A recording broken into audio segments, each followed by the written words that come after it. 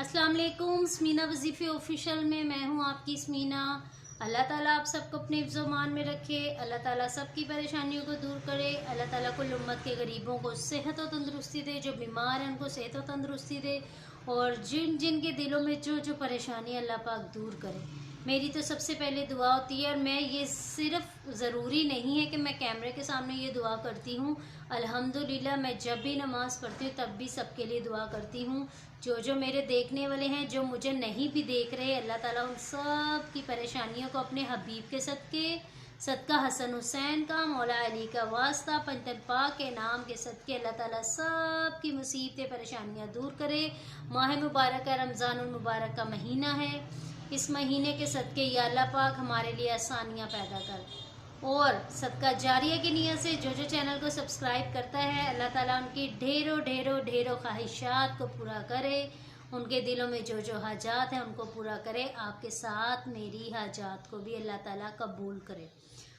जब भी नमाज पढ़ें, फ़र्ज़ नमाज के बाद आपने जो भी कोई रुकावट आपके किसी काम में आ रही है, जो भी परेशानी आ रही है, आपने फ़र्ज़ नमाज जब पढ़ लेनी है, सजदे की हालत में जाके आपने 3 बार दरूद इब्राहिमी पढ़ के 21 बार पढ़ना है, या ज़ल जलाल वल इकराम। दोबारा बता रही हूँ, या ज़ुल जलाल वल इकराम, या ज़िल जलाल वल इकराम नहीं पढ़ना, या ज़ल जलाल वल इकराम। जब मैं वजीफ़ा बताती हूँ, गौर से पहले सुना करें, फिर उसके ऊपर अमल किया करें, और फिर उसको किया करें।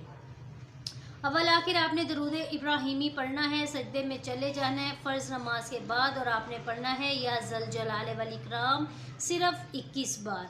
सजदे में सर रखें, 21 बार पढ़ें। किसी काम की बंदिश रुकावट आ रही है, जो काम आप कर रहे हैं वो नहीं हो रहा, तो आप देखिएगा दिनों में आपका काम होगा। मेरे चैनल को लाइक शेयर फॉलो करना मत भूलिएगा, सदका जारिया की नीयत से। और आप सब ने मुझे बहुत सपोर्ट किए हैं, और आगे आगे करते जाएं। ये मेरा एक मिशन है, जिस मिशन के लिए ये मैंने वजीफ़े ऑफिशियल को शुरू किया है। अल्लाह ताला मुझे उसमें कामयाब करे। अगले रमज़ान पता नहीं होना है कि नहीं होना। इस रमज़ान में जितना हो सके ढेरों ढेरों आगे होके खुशियाँ समेटें।